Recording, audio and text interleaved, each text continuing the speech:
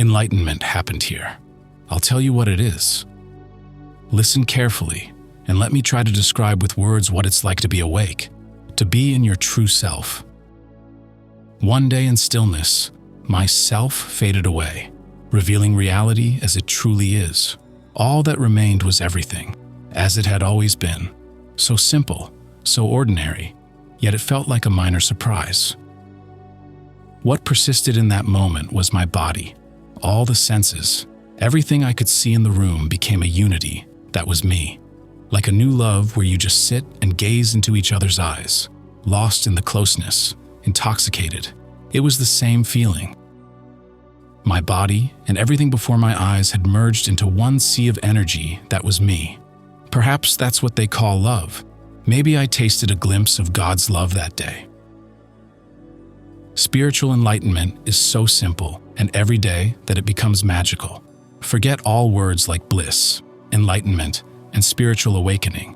These beautiful words that describe the phenomenon unfortunately paint a misleading picture of how simple it really is. Replace them with the most ordinary and simple thing you can think of. It's the ordinariness that brings the element of surprise. What you have in your sight is elevated and appears slightly sharper.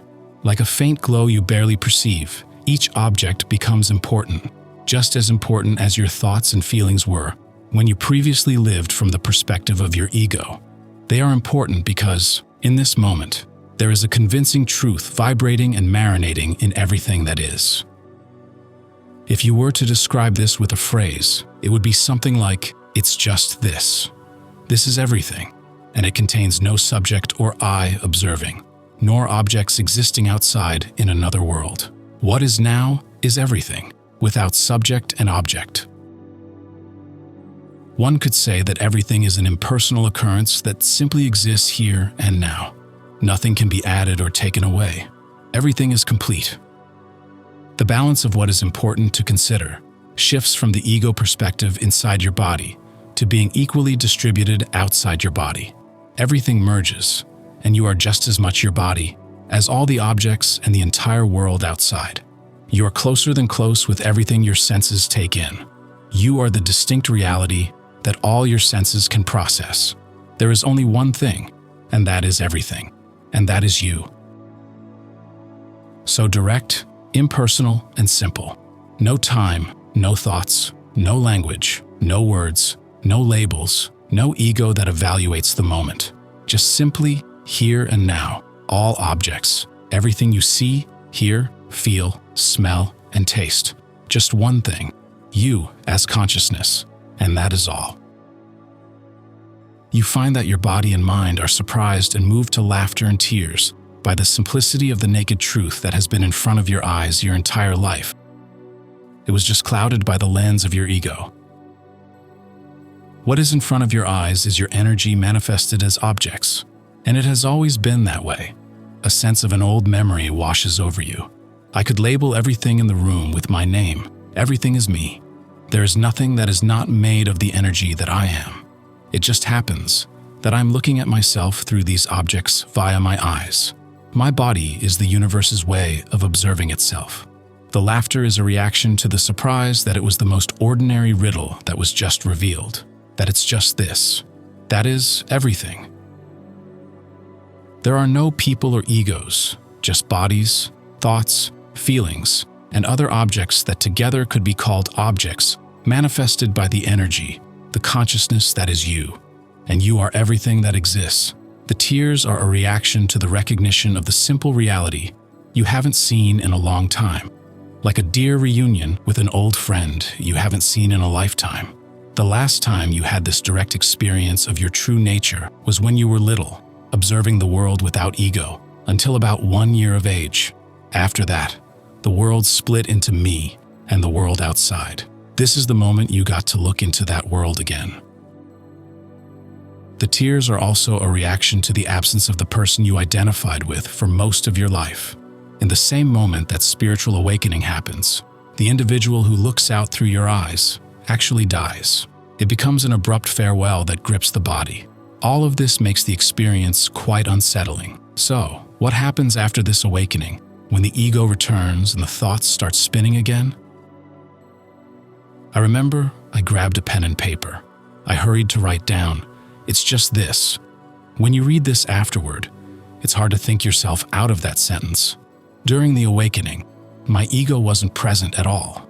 The ego is very quick to try to understand and structure a response to what just happened. It's probably impossible to put the event into words in a fair way.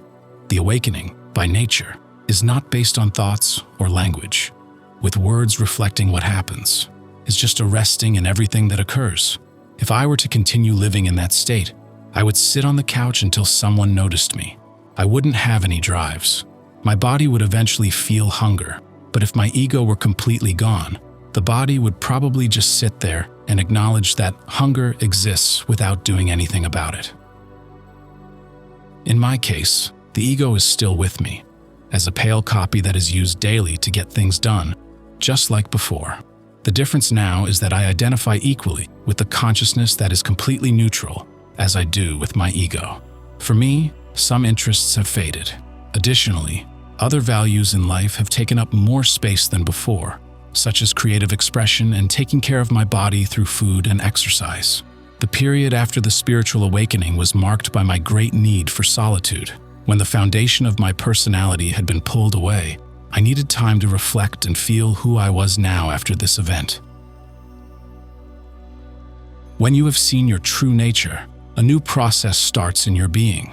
Now, you need to build up a new individual that is built from your core, which has just been exposed. All conditioning that no longer resonates with your core falls away. Everything that your newly revealed frequency radiates and resonates with will be added to the being you have now become.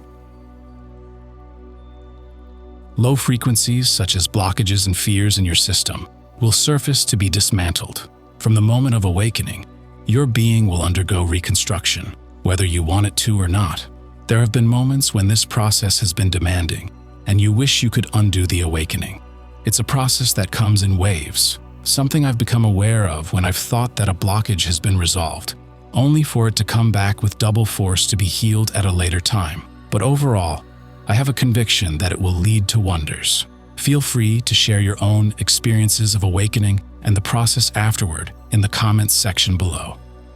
If you like the content here at Telos, please consider subscribing and hitting the notifications bell. To support the channel, buy me a coffee, link in the description, or send super thanks from the menu below the video. From the bottom of my heart to all of your hearts, I thank you for your support.